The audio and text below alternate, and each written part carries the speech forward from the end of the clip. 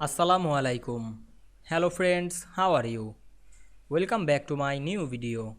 In this video, I am going to show you how to add Cauchy's integral equation in Microsoft Word.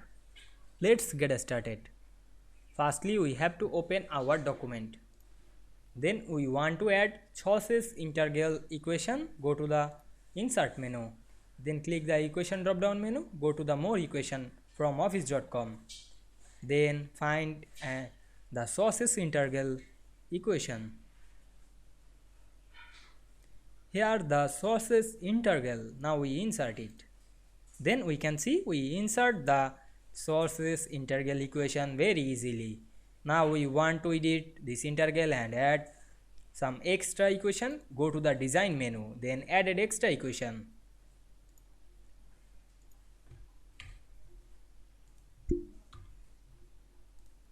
I hope you enjoyed the video.